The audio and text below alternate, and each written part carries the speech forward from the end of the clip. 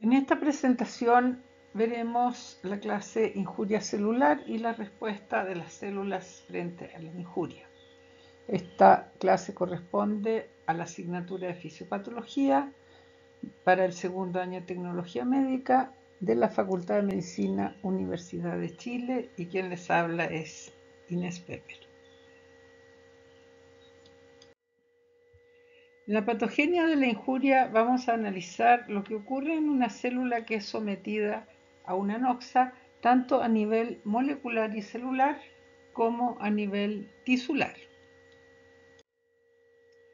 Para entender bien la respuesta de las células frente a la injuria es muy importante recordar el concepto de homeostasis, que es la capacidad de los organismos vivos a adaptarse a nuevas condiciones, a mantener un equilibrio interno a pesar de que el medio ambiente externo está sufriendo grandes cambios. Entonces, la homeostasis proporciona a los seres vivos una independencia de su entorno a través de la captura y conservación de energía procedente del exterior, manteniéndose la integridad de las membranas, de los organelos y de todos los componentes de los seres vivos. Entonces, los mecanismos homeostáticos permiten que en los organismos vivos haya pequeñas fluctuaciones internas, a pesar de que en el medio ambiente puede haber grandes fluctuaciones en las condiciones en que estas células viven. El primer investigador que trabajó grandemente el concepto de homeostasis fue Claude Bernard, quien vivió entre 1813 y 1878. Este señor afirmó que la estabilidad del medio ambiente interno es la condición primaria para una existencia libre e independiente. Y aquí lo vemos trabajando, es el señor Canoso, de delantal blanco, lo vemos trabajando con una serie de otros científicos y fue uno de los primeros en utilizar modelos experimentales en ratas, ratones y perros para fundar en gran medida la medicina experimental. Las principales condiciones que deben permanecer constantes en el medio interno o en equilibrio dinámico, vale decir, presentando muy pocas variaciones, incluyen las siguientes: la presión de oxígeno y anhídrido carbónico, la concentración de glucosa y otros metabolitos, la presión osmótica, concentración de iones y la temperatura. Esto debe entonces permanecer con un mínimo de fluctuación en el medio interno.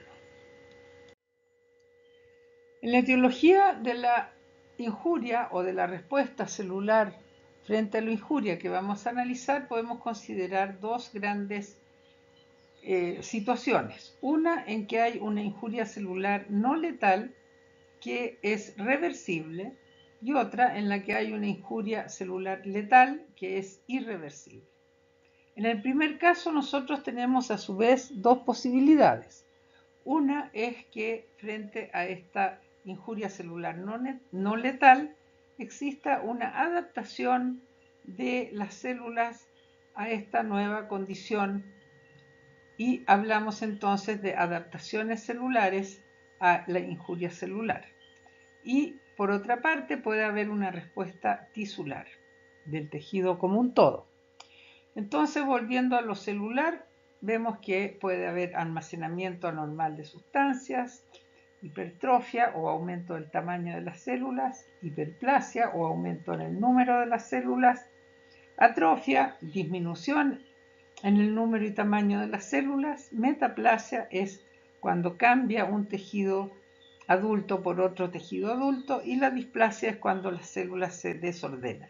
En este contexto también se considera la neoplasia como una injuria celular frente a una alteración no letal, pero en este caso no es una adaptación, sino que es un crecimiento no adaptativo. Por eso está ubicada un poquitito más abajo del resto de las alteraciones. En la respuesta tisular, como veremos en este mismo curso, vamos a ver la inflamación aguda, inflamación crónica, trombosis, fibrosis y una serie de otras alteraciones reversibles. En cuanto a la injuria celular letal, que es por definición irreversible, tenemos dos posibilidades de muerte celular. Una es una muerte celular programada que conduce a la apoptosis y otra es una muerte celular accidental súbita que conduce a la necrosis. Ambos conceptos los vamos a ver también en el transcurso de esta clase. Las estructuras celulares que se involucran con mayor frecuencia y con mayor intensidad cuando hay una injuria celular son las mitocondrias, que generan la energía necesaria para que la célula mantenga su estructura organizada y para que funcione, pueda respirar y metabolizar, multiplicarse, etcétera, etcétera. En segundo lugar, la membrana plasmática, que permite el ingreso y la salida de metabolitos, agua, electrolitos, etc. El retículo endoplásmico rugoso, que es donde se sintetizan las proteínas. Y, por supuesto, el núcleo, que es donde está toda la información necesaria para que la célula pueda funcionar adecuadamente. Acá vemos en este diapositivo una imagen de la célula un poquitito más compleja que la anterior, que muestra todos los mecanismos a nivel molecular que dan cuenta de la regulación de la expresión génica y del funcionamiento de la célula con su colaboración con otras células, con su proliferación, con las distintas moléculas que la estimulan, etcétera, etcétera. Vale decir, aquí hay un complejo sistema que da cuenta de que la injuria celular que conduce a la enfermedad es también extraordinariamente compleja. Y los estudios actuales han permitido saber con muchísimo detalle cuáles son las vías metabólicas y las vías de señales que se ven alteradas en las distintas enfermedades, como ustedes van a poder apreciar en este curso de fisiopatología. Entonces, en términos muy globales y muy generales, vamos a ver que si el cambio en el medio ambiente no sobrepasa la capacidad de respuesta de la célula o del tejido, entonces vamos a tener una respuesta fisiológica normal y armónica por parte de célula, tejido, órgano, sistema y organismo como un todo. Por otra parte, si el estímulo que está provocando el problema sobrepasa la capacidad de respuesta de esa célula, tejido, órgano, sistema o organismo, entonces vamos a tener una respuesta fisiopatológica anormal e inarmónica. Los componentes básicos del funcionamiento celular que se pueden ver afectados por estos estímulos injuriantes son, en términos muy generales, el transporte, la estructura y la organización y el metabolismo. Y vamos a hablar en particular de algunos de estos temas. En primer lugar, vamos a hablar sobre los cambios que existen en cuanto al aporte energético de la célula. En general, frente a un estímulo injuriante, este tiende a disminuir. El daño a membranas, tanto plasmática, mitocondrial como lisosómica. Los cambios en las concentraciones intracelulares de calcio y los radicales libres y su acción. Vamos a analizar en primer lugar los cambios adaptativos frente a condiciones injuriantes en un organismo vivo. Vamos a ver en primer lugar la hipertrofia, que consiste en un cambio adaptativo para trabajar mejor cuando las células son sometidas a un mayor requerimiento y ellas no pueden multiplicarse, entonces crecen en tamaño y ahí hablamos de hipertrofia. En estas láminas histopatológicas vemos en primer lugar miocitos cardíacos normales y al lado miocitos cardíacos hipertróficos que han aumentado grandemente de tamaño porque se les está exigiendo un mayor trabajo. Esto ocurre, por ejemplo, en el caso de una hipertensión o en el caso de un problema valvular cardíaco, etcétera, etcétera. La atrofia, en cambio, es una alteración adaptativa también en que el tejido trabaja menos. ¿Y por qué trabaja menos? Porque no es adecuadamente estimulado o porque hay menos exigencia. Por ejemplo, ocurre en el tejido muscular esquelético. Vemos en la primera lámina fibras musculares esqueléticas normales y en la segunda fibras musculares atróficas por denervación. Las fibras musculares en este caso pierden masa, se desorganiza el sistema actina-miosina y puede ocurrir necrosis y las fibras ser reemplazadas, como se ve en esta lámina, por tejido conjuntivo. Esto ocurre, por ejemplo, en la poliomielitis, una enfermedad que existía antes y que fue erradicada gracias a la vacunación, y también se ve en algunos casos de desnutrición severa, donde la falta de proteínas conduce a una atrofia muscular severa también. Vemos acá en este diagrama la atrofia cardíaca y si ustedes observan, las paredes ventriculares están muy adelgazadas. En este caso hay un aumento de la degradación de proteínas por sobre la síntesis de proteínas.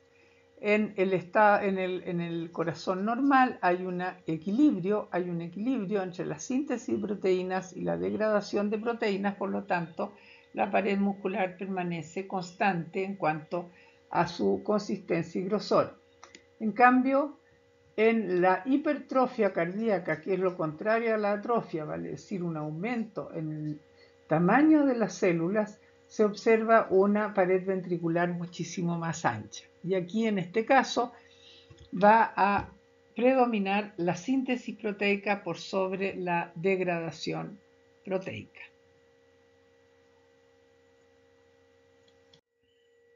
La hipertrofia, entonces, es un aumento de la masa muscular debido a una mayor demanda en general y a una sobreestimulación por las sustancias que se señalan en este diagrama, tales como las hormonas alfa-adrenérgicas, la angiotensina 2, la endotelina y distintos factores de crecimiento que conducen a que se expresen factores de transcripción como FHUN y FOS, se induzcan genes de proteínas contráctiles y se induzcan genes embrionarios, lo cual nos lleva a que aumenta el tamaño celular y por lo tanto aumenta la actividad muscular. Un ejemplo típico es lo que ocurre con la musculatura de los fisicoculturistas, de los deportistas, que se desarrollan a raíz del requerimiento cada vez mayor de trabajo muscular.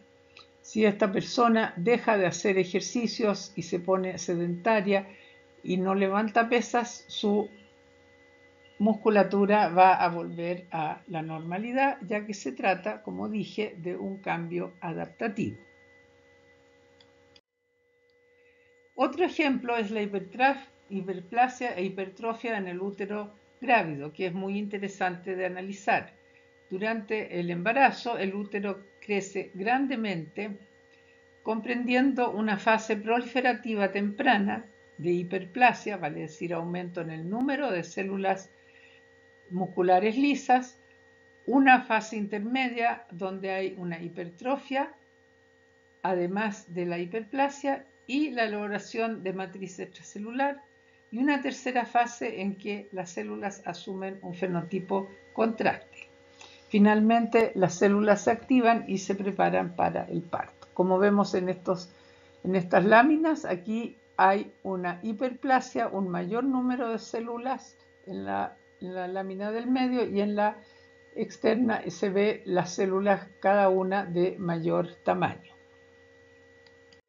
Y este fenómeno ha sido muy bien estudiado Y podemos ver aquí que a partir de un útero no grávido, a raíz del embarazo, se produce una hiperplasia, donde actúan todos estos factores de crecimiento y factores que conducen hacia la proliferación de las células musculares lisas.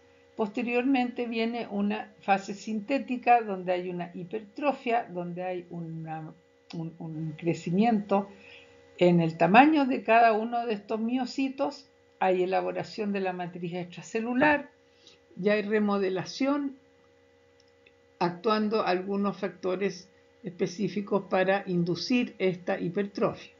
Posteriormente viene la etapa contráctil, donde aumentan las proteínas contráctiles, actina y miosina, y se producen un aumento de las moléculas de adhesión de estas células hacia la matriz extracelular.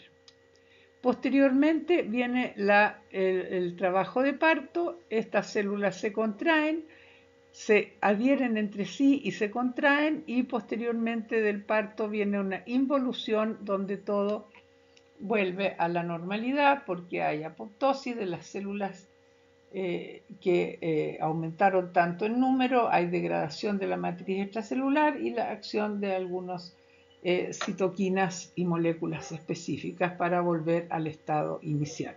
Entonces, en este ejemplo uno puede ver cómo se produce tanto hiperplasia como hipertrofia, como aumento de la capacidad de trabajo de las células musculares lisas del útero. La hiperplasia, como vimos recién, entonces es un cambio adaptativo para trabajar mejor. Siempre y cuando las células pueden multiplicarse, va a ocurrir hiperplasia y van a crecer en número.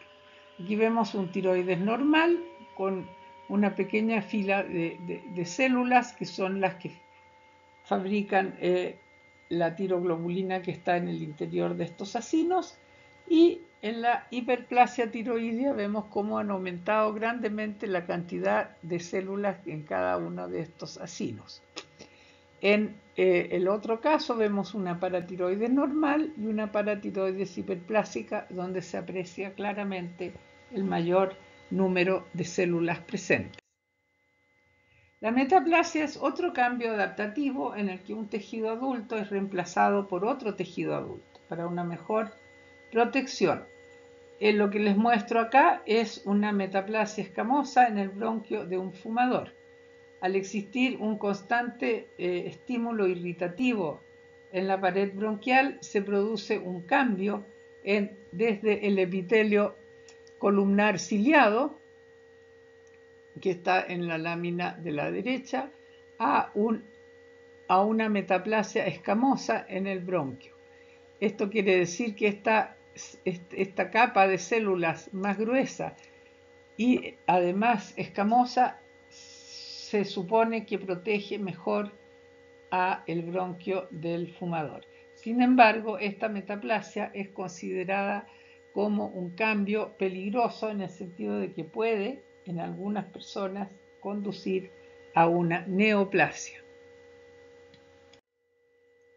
La displasia, en cambio, es un cambio adaptativo, pero es ya considerado como preneoplásico, puesto que en este caso las células han perdido su orientación y se desordenan y ocupan lugares que no corresponden en un tejido. En la lámina que muestro se ve una displasia en el cérvix que abarca el epitelio de la zona de transición. Se ven células con marcadas anormalidades en tamaño y forma, núcleos pleomórficos y mitosis atípica, lo que hace pensar que esta displasia va a conducir a una neoplasia probablemente maligna. La displasia se mantiene, eso sí, dentro de los límites de la membrana basal, o sea, dentro del epitelio. Es una lesión, por lo tanto, intraepitelial. En resumen, entonces, los cambios adaptativos son hipertrofia, hiperplasia, metaplasia y atrofia, y ustedes pueden analizar acá en esta tabla cuáles son las situaciones en las cuales se ve esto tanto fisiológicamente hablando como patológicamente hablando. En la atrofia hay distintas causas, por ejemplo el desuso, pérdida de inervación, disminución del aporte sanguíneo, siempre que sea paulatino y lento, nutrición inadecuada, disminución de la estimulación endocrina, envejecimiento, etc. En la metaplasia vemos que se produce frente a células sometidas a estímulos irritativos, presencia de cálculos, deficiencia de vitamina A, etc. Y como ustedes pueden ver, hay distintas causas que conducen a estas alteraciones adaptativas y una vez que la causa deja de actuar, entonces todo vuelve a la normalidad. Veamos cuáles son los cambios morfológicos que ocurren en el daño celular reversible e irreversible. Vemos aquí unas microfotografías de un túbulo renal normal, un túbulo renal en una etapa reversible de injuria celular y finalmente túbulos renales en una etapa irreversible de daño tisular. Y ustedes pueden apreciar que la forma, la consistencia y el orden de las células es bastante diferente en los distintos tipos de daño celular. El daño celular reversible, si el estímulo deja de actuar, entonces las células van a volver a la normalidad. En el irreversible ya se han perdido núcleos, se fragmentan las células y el interior de las células se vierte hacia el lumen de los túbulos y por lo tanto esto ya es un proceso irreversible. Otras alteraciones que afectan a las células son la acumulación de sustancias, como en el primer caso acumulación de lípidos, la necrosis, que es una muerte celular súbita en un organismo vivo, muerte de un grupo de células en un organismo vivo, que a diferencia de la apoptosis, que es una muerte celular programada, va a originar una respuesta inflamatoria, que es la que vamos a ver más adelante. Entonces, una célula normal puede en condiciones de irreversibilidad, puede conducir hacia la apoptosis o hacia la necrosis. En el primer caso, podemos mirar cómo la célula se produce una verdadera hinchazón, se produce un desorden interno y la célula finalmente se rompe, libera su contenido y aparecen gran cantidad de polimorfos nucleares a fagocitar los restos celulares. En cambio, si esta célula recibe un estímulo hacia la muerte celular programada, va a morir por apoptosis, generando cuerpos apoptóticos que son fagocitados por macrófagos sin originar una inflamación. Y esa es una de las características distintivas de ambos fenómenos. En esta lámina podemos ver células apoptóticas y células necróticas. Un ejemplo de muerte celular en un organismo vivo es por hipoxia de instalación brusca, que es lo que ocurre en un infarto al miocardio. Podemos observar en la lámina A los miocitos cardíacos después de 12 horas después del infarto, donde se puede observar una mayor intensidad en la tinción del tejido, lo que denota una coagulación proteica en ellos. En la lámina B vemos a los miocitos cardíacos 2 días después del infarto y podemos ver cómo ya está empezando a incorporarse las células inflamatorias, que son las que van a eliminar este tejido muerto del corazón que aún sigue latiendo. Después de 2 semanas después del infarto, ya se ha producido un tejido de granulación, vale decir, un tejido cicatrizal, que está avanzando y está reemplazando a los miocitos muertos que van a ser finalmente fagocitados en forma total por la respuesta inflamatoria que surge en este caso. Y finalmente, 5 meses después del infarto, vemos que hay una fibrosis y que el tejido cardíaco ha sido reemplazado por una cicatriz fibrosa. Esto entonces es consecuencia de una oclusión brusca de una arteria, probablemente coronaria, en el miocardio, que hace que una zona de este miocardio muera y sufra necrosis.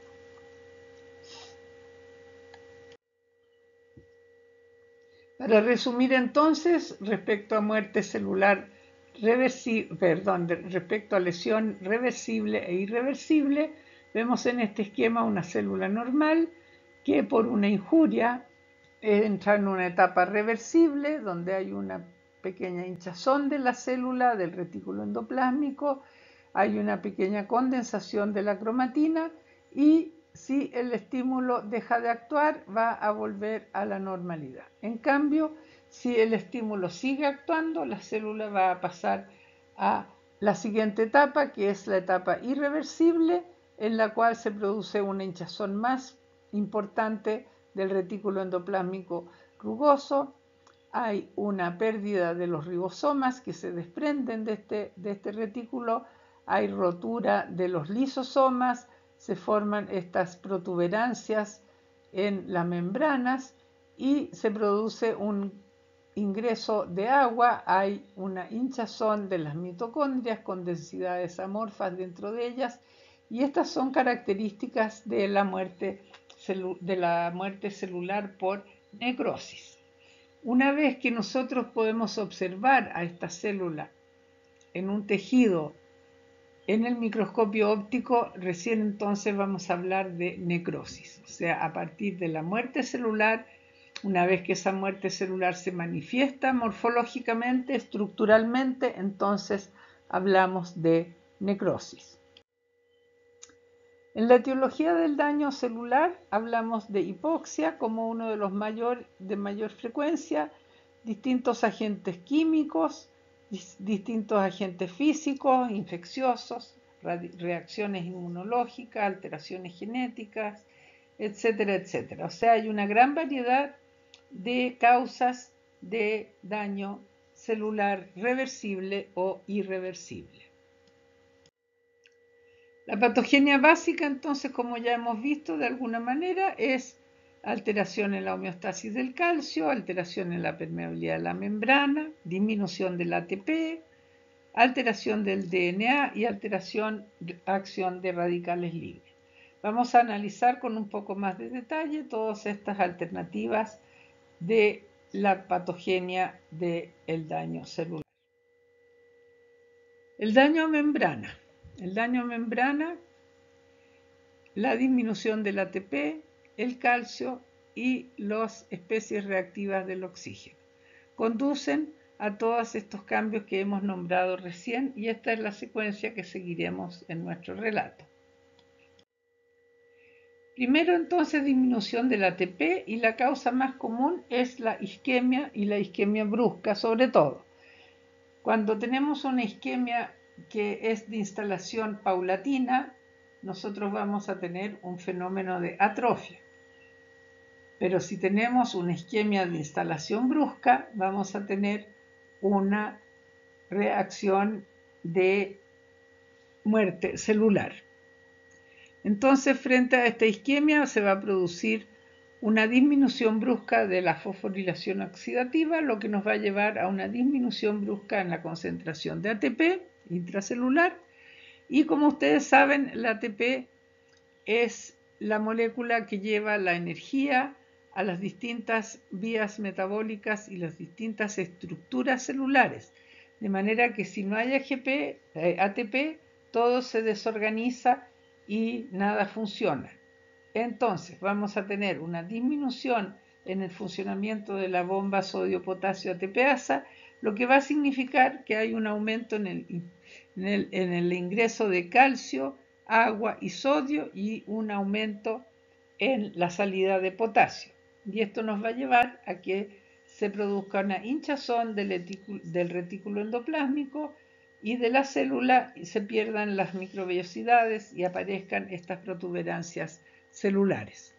Por otra parte, cuando hay una disminución del ATP, aumenta la glicólisis anaeróbica, lo cual lleva a que disminuya el glicógeno y disminuya también el pH. Y esta disminución de pH va a llevar, entre otras cosas, a una condensación de la cromatina nuclear. Otros efectos son el desprendimiento de los ribosomas, disminución de la síntesis proteica y depósitos de lípidos, porque al haber disminución de la síntesis proteica hay una menor cantidad de apoproteínas que sean capaces de sacar los lípidos de la célula. Entonces todos estos cambios pueden observarse en estas láminas de la microscopía electrónica, donde se ve en la A un túbulo proximal renal normal, en la B unos cambios isquémicos reversibles, pérdida de microvellosidades, protrusiones celulares, y ya en el C vemos una lesión isquémica irreversible con las mitocondrias muy hinchadas, densidades amorfas y un núcleo totalmente pignótico o condensado. En el segundo lugar vamos a ver al daño a las membranas, daño a membranas plasmáticas, daño a membranas mitocondriales, como se observa en estas microfotografías tomadas en el microscopio electrónico de transmisión. Vemos cómo se han perdido las crestas mitocondriales y se ha dañado la membrana mitocondrial. Cuando se daña la mitocondria, se liberan protones, se libera citocromo C, y este citocromo C, entre otras cosas, activa a las proteínas proapoptóticas que conducen a la célula hacia la muerte. Entonces, en este caso, puede haber muerte también por apoptosis. Aquí vemos un ejemplo, un daño por tetracloruro de carbono, donde se produce también la dilatación del retículo endoplásmico rugoso y el desprendimiento de los ribosomas de los cuales hemos hablado anteriormente. Asimismo, hay daño mitocondrial severo. Y en este dibujo se observa una célula normal, las alteraciones reversibles y las alteraciones irreversibles a las cuales hemos hecho referencia. Los lisosomas. Los lisosomas participan en general en nuestro organismo en dos procesos, el de la heterofagia y la autofagia. En este caso nos vamos a referir a la autofagia, puesto que es un mecanismo que opera en el daño celular irreversible. Esto consiste en que un lisosoma primario forma una vacuola autofágica que ingresa a su interior un organelo de la célula y lo digiere, y posteriormente se forma un cuerpo residual y un gránulo de pigmento de lipofucsina. Fíjense ustedes en esta microfotografía que está acá abajo, donde se ve una mitocondria y un lisosoma que está vertiendo las enzimas lisosomales hacia el interior de la mitocondria, y eso va a conducir a que esta mitocondria sea digerida por las enzimas lisosomales. Y en esta otra microfotografía vemos a un autófago lisosoma que contiene una mitocondria degenerada y material amorfo. ¿Cuáles son los mecanismos de daño en la membrana plasmática? Los mecanismos de daño están mediados fundamentalmente por la disminución del ATP y la disfunción mitocondrial, que lleva a una baja en la reacilación de los fosfolípidos y en la síntesis de fosfolípidos, y por otra parte, el aumento en el calcio citosólico va a llevar a una actividad exagerada de la fosfolipasa, la cual va a degradar a los fosfolípidos. Entonces, por angas o por mangas, se produce pérdida de fosfolípidos y aparecen productos de la degradación de los fosfolípidos. Por otra parte, el calcio aumentado va a activar las proteasas, y las proteasas van a producir daño en el citoesqueleto, de manera que también se ve afectada la forma que tienen las células y también su capacidad de movilizarse.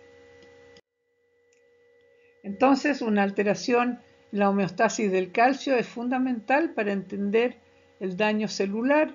Tenemos aquí el calcio ingresa desde afuera. Cuando aumenta su ingreso, también puede salir desde el calcio secuestrado, que normalmente existe en la mitocondria y en el retículo endoplásmico, y al aumentar el calcio citosólico, entonces se activan todas estas enzimas, la ATPasa, la fosfolipasa, las proteasas, las endonucleasas, que nos llevan a finalmente a un daño severo a las membranas.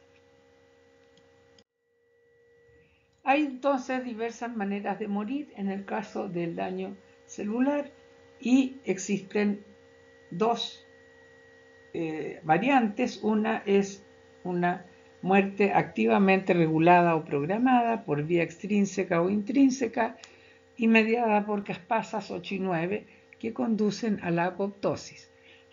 Eso ustedes lo han estudiado ya en su curso de biología. Por otra parte, hay una muerte pasiva o accidental, en la cual se produce una muerte súbita, un rompimiento de la célula que nos lleva a la necrosis. En la necrosis entonces se desprenden trozos de células y ello llama a una respuesta inflamatoria. Es lo que vemos acá. En la parte de arriba se ven células en apoptosis y en la parte de abajo se ven células muertas en un contexto de necrosis. La necrosis entonces es la manifestación morfológica de una muerte celular no regulada o programada.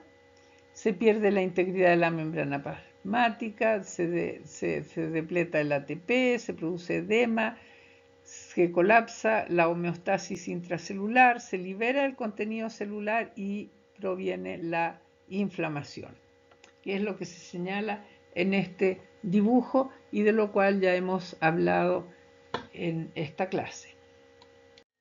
Entonces, si observamos los eventos en el tiempo, podemos decir que primero hay una lesión, que posteriormente hay un punto de no retorno en el cual la célula, aun cuando le demos las condiciones buenas para vivir, no puede volver a la vida.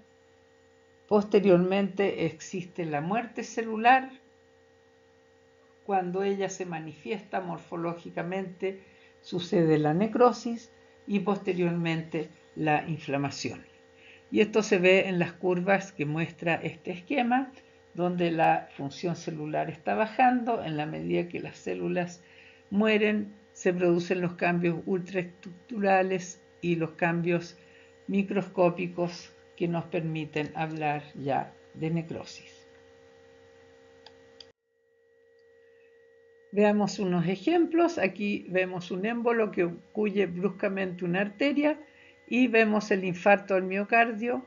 Estos puntitos negros que se observan aquí, que parecen hormiguitas, corresponden a células inflamatorias que están viajando hacia el lugar donde está el tejido necrosado para eliminarlo y permitir que sea reemplazado por tejido fibroso. ¿Cuál es el rol de los radicales libres o radicales derivados del oxígeno? Tenemos que las especies reactivas del oxígeno son fundamentalmente el anión superóxido, el agua oxigenada o peróxido de hidrógeno y el ion hidroxilo, y vemos cómo estos radicales libres se manifiestan como peroxidación de los lípidos de las membranas, pueden producir fragmentación del DNA y pueden producir uniones cruzadas entre proteínas y fragmentación de proteínas. Por lo tanto, producen un gran daño celular. Ahora, existen una serie de mecanismos que evitan la acción de estos radicales libres entre los que se cuentan la presencia de vitamina E y A, de beta-carotenos y una serie de enzimas que permiten que los radicales libres se abstengan de actuar nocivamente sobre la célula. El daño por radicales libres, entonces, incluye que los radicales libres se generan por absorción de energía radiante, por reacciones oxidativas endógenas y por acción de diversas enzimas sobre productos exógenos tales como drogas y tóxicos, por ejemplo el tetracloruro de carbono. Entonces se va a generar anión superóxido, peróxido de hidrógeno y el radical hidroxilo, que van a llevarnos a producir los efectos nocivos que ya hemos analizado en el diapositivo anterior. Y en este esquema, que es bastante claro, se muestra cómo los radicales libres producen puentes entre proteínas de membrana, producen separación de fragmentos proteicos, producen puentes lipídicos y oxidación de ácidos grasos, y todo esto lleva a una disrupción de la membrana plasmática o la membrana nuclear o la membrana de lisosomas. Todo esto va a participar en la generación de muerte celular y necrosis. Vemos un ejemplo concreto, una intoxicación hepática por el tetracloruro de carbono. Se produce el radical libre tricloruro de carbono, que puede peroxidar lípidos, y puede haber aquí dos vías de daño. Una que es a través del daño al retículo endoplásmico rugoso, se desprenden los ribosomas, se disminuye la síntesis de apoproteínas y se produce hígado graso. Eso en caso de que la acción sea leve. En caso de que sea mucho más fuerte, podemos tener ya un daño importante a la membrana plasmática, el ingreso de sodio y calcio, edema celular, ingreso masivo de calcio y muerte celular. Entonces, dependiendo del tiempo de acción, de la cantidad de radicales libres que exista, va a haber distintas vías de producir daño celular. Y aquí tenemos algunas otras alteraciones que conducen a daño celular. Uno de ellos es el metabolismo anormal, que conduce a la acumulación de sustancias, y un ejemplo típico es los lípidos que se acumulan, por ejemplo, en el hígado graso de los alcohólicos crónicos o en la cirrosis hepática. También podemos tener acumulación de sustancias cuando hay un problema en el plegamiento de proteínas y estas se acumulan en la célula, que es algo que puede ocurrir en el mieloma múltiple. Tenemos otras alteraciones que implican almacenamiento de sustancias, como por ejemplo cuando una enzima está fallando y se acumulan sustancias en los lisosomas. Y finalmente, otra alternativa es cuando la célula ingiere a través de fagocitosis o endocitosis, ingiere partículas que no son digeribles por la célula y que por lo tanto se acumulan en ellas, que es lo que sucede en los tejidos del fumador, por ejemplo, cuyos macrófagos se llenan de partículas de carbón en el pulmón.